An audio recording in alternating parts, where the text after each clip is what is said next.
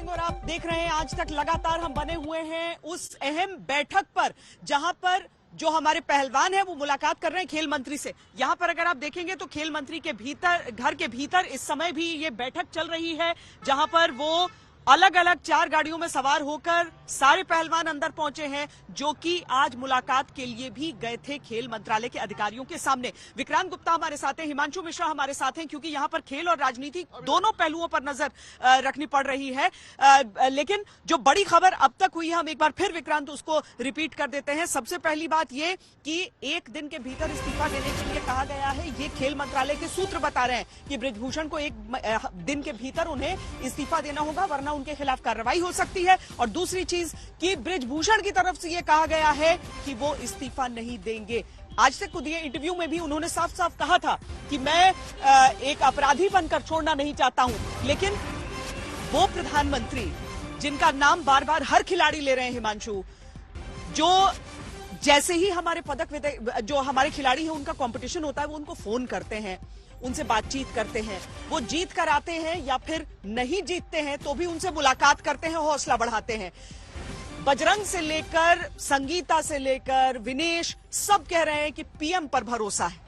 देखिए, बिल्कुल पीएम पे ही भरोसा है और इसीलिए ये कहा जा रहा है कि स्पोर्ट्स मिनिस्ट्री की तरफ से ये कहा जा रहा है उनको कि आप इस्तीफा दे दीजिए। लेकिन जो हमारे भी सूत्र बता रहे हैं, उन्होंने पहले ही कहा था कि मैं 22 तारीख को जो उनकी काउंसिल की मीटिंग है अंदर उसमें इस्तीफा दूंगा।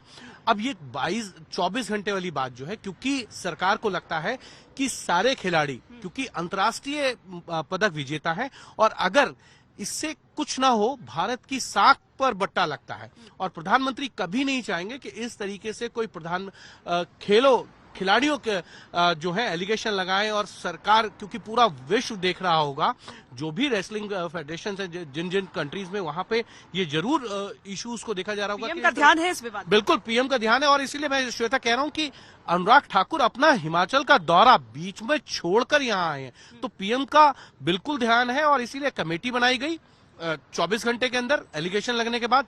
और फिर अनुराग ठाकुर का इन प्लेयरों से मिलना साफ साफ जाहिर करता है कि प्रधानमंत्री ने पूरे मामले पर नजर बनाई हुई है। एक ही है बस कि जो आईओसी इंटरनेशनल ओलंपिक काउंसिल का जो चार्टर है, जहां पर द मोमेंट सरकारी इंटरफेरेंस दिखने लगे तो वो उस खेल को, उसकी सदस्यता को रद्द कर देते हैं। बॉक्सिंग में भी हुआ था। तो वो एक डर है कि आपको बनाना कुछ ऐसा ही पड़ेगा कि उन्होंने इस्तीफा दिया है। आप ये नहीं कह सकते कि हमने इनको सस्पेंड कर दिया या इनको हटा दिया। वो अगर उस चीज को चैलेंज करते हैं, जी सरकार मुझे कह रही है, तो वो एक टेक्निकल पेज। क्या वो करप्शन और सेक्सुअल मिसकॉन्डक्ट के केस में क्या वो नियम बदल सकते हैं? और हिमांशु, एक बार पहले हम पूरी वो इंटरव्यू सुन लेते हैं उनका, जो बृजभूषण शरण सिंह ने जो बातें हमारे संवाददाता के सामने रखी हैं, जो सारी बातें अपना क्लैरिफिकेशन रखा है, क्योंकि पक्ष आप दोनों समझिए। आप सुनिए पहले उन्होंने क्या किया और इस बैठक पर हमारी नजर बनी हुई है तब तक। बृजभूषण जी, जिस तरीके से लगातार खिलाड़ी धरने पर बैठे हैं, आज की तस्वीरें पूरे देश ने देखी, आपको क्या लगता है, क्या संघ की तरफ से बातचीत की गई है उन्हें मनाने की? क्या बातचीत आज हुई है? देखिए, ये खिलाड़ी दीपेंद्र हुड्डा और कांग्रेस पार्टी के हाथ का खिलौना बन चुके हैं और दीपेंद्र हुड्डा को मैंने 2012 में चुनाव हराया था और उस समय कांग्रेस की सरकार थी दिल्ली के अंदर भी और मैंने चुनाव हराया था। और ये मेरे ऊपर हमला नहीं है, मेरे बहाने कहीं न कहीं ये भारतीय जनता पार्टी के ऊपर हमला है और कांग्रेस पार्टी अपना खोया हुआ जनाधार तलाशने की कोशिश कर रही है।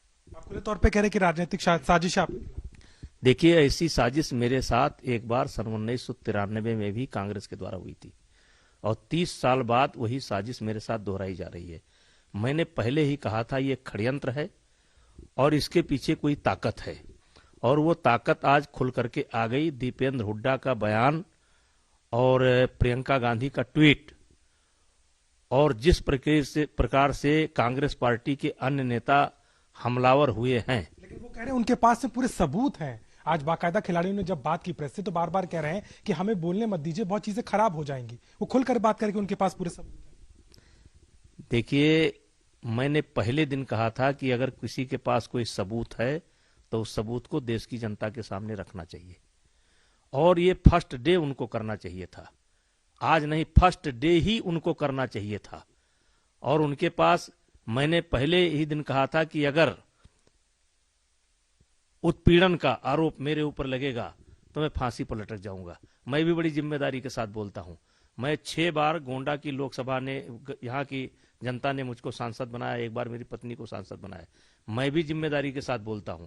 और मैं आपसे एक चीज कहना चाहता हूं कि 2012 से लेकर के 10 साल हो गया मुझको प्रेसिडेंट बने, और 2008 से मैं कुश्ती से जुड़ा हुआ हूं।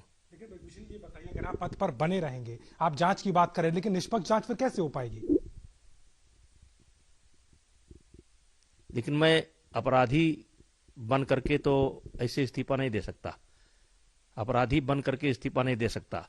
और अभी मैंने अपने कार्यकारिणी की बैठक बुलाई है। देखिए, ये एक प्रोसीजर है। मैं चुना गया हूं, अकेले मेरा निर्णय नहीं है। मैंने देश की कार्यकारिणी की बैठक बुलाई है।